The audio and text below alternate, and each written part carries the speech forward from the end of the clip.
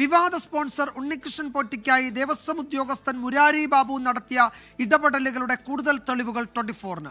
കഴിഞ്ഞ വർഷവും ദ്വാരപാലക ശില്പം ഉണ്ണികൃഷ്ണൻ പോറ്റി വഴി ചെന്നൈ സ്മാർട്ട് ക്രിയേഷൻസിൽ എത്തിക്കാൻ നീക്കം നടത്തി.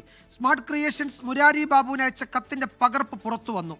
തന്റെ നിർദ്ദേശപ്രകാരമല്ല 2019 ദ്വാരപാലക ശില്പത്തിലെ പാളികൾ അറ്റകുറ്റപ്പണിക്കായി കൊണ്ടുപോയതെന്ന് ശബരിമല മുൻ തന്ത്രി കണ്ഠരര് രാജീവർ 24-നോട് പറഞ്ഞു. 2019 ദ്വാരപാലക ശില്പത്തിലെ സ്വർണ്ണപ്പാളി ചെമ്പുപാളി എന്ന് രേഖപ്പെടുത്തി ഉണ്ണികൃഷ്ണൻ പോറ്റിക്ക് കൈമാറിയതിൽ മുരാരി ബാബുവിന് പങ്കുണ്ടെന്ന് ഉറപ്പിച്ചതോടെയാണ് ഇന്നലെ ദേവസ്വം ബോർഡ് ഇയാളെ സസ്പെൻഡ് ചെയ്തത്.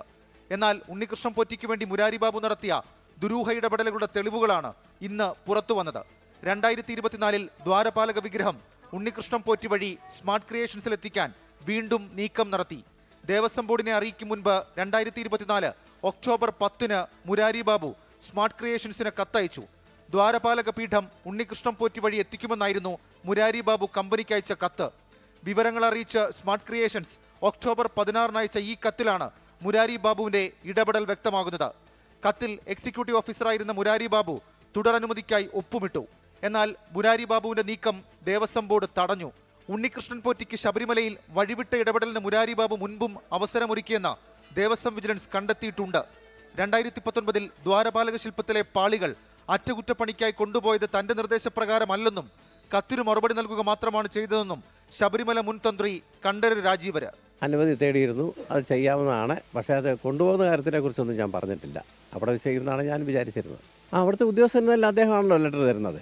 എക്സിക്യൂട്ടീവ് ഓഫീസർ എന്ന് പറയില്ല, അദ്ദേഹമാണ് ലെറ്റർ തരുന്നത്. അദ്ദേഹത്തിൻ്റെ പ്രസ്താവനയാണ് തെറ്റിദ്ധരിപ്പിക്കപ്പെടുന്നതെന്ന് പറഞ്ഞത്. അത് അവിടുന്ന് ലെറ്റർ തന്നു, അതിന് ഫെയ്ഡ് ചെയ്തിട്ടുണ്ട്, അതൊന്ന് പൂശണം എന്ന് പറഞ്ഞ് അനുവാദം കൊടുത്തിട്ടുണ്ട്.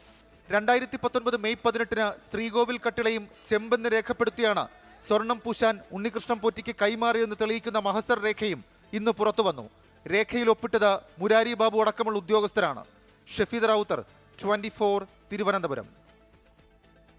ലോകത്തെവിടെയായാലും ഏത് സമയത്തും 24 വാർത്തകളും ഓഗ്മെന്റഡ് റിയാലിറ്റി പാക്കേജുകളും എക്സ്പ്ലെയിനറുകളും വിശദമായി കാണാൻ ഞങ്ങളുടെ യൂട്യൂബ് ചാനൽ നിങ്ങൾക്ക് സബ്സ്ക്രൈബ് ചെയ്യാം.